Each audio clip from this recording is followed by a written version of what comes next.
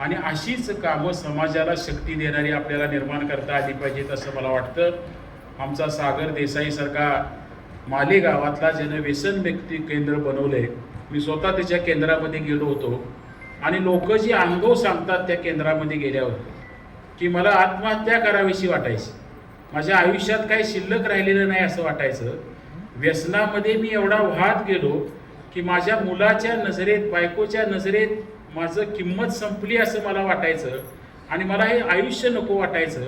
काय करायचं उत्तर मिळत नव्हतं. म्हणून मी या व्यसनमुक्ती केंद्रामध्ये आलो, माझ्यासारख्या अनेक लोकांच्या बरोबर तिथं राहिलो आणि हळूहळू मी व्यसनातनं मुक्त झालो आणि पुन्हा मला माझ्या नजरेतली प्रतिष्ठा त्या ठिकाणी प्राप्त करता आली आणि आयुष्य जगायचं एक नवं साधन माझ्या डोळ्यासमोर निर्माण झालं. हे काम केलेली ही माणसं लोकांच्या समोर आली पाहिजेत. ह्या कामाचं सुद्धा कौतुक आम्ही करणार आहोत. ही भूमिका समाजाला आपल्याला सांगता आली पाहिजे.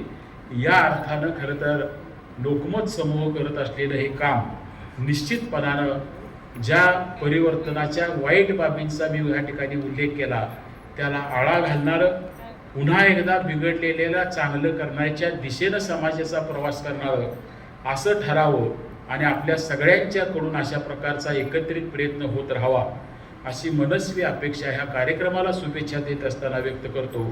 आणि लोकमत समूहानं माझ्यासारख्या कार्यकर्त्याला बोलवून आपल्या सगळ्यांचा सुद्धा सन्मान करण्याची ही खरं तर संधी दिली, त्याबद्दल त्यांचे सुद्धा ऋण व्यक्त करतो आणि पुन्हा एकदा आपल्या सगळ्यांचं अभिनंदन करून माझं मनोगत संपवतो.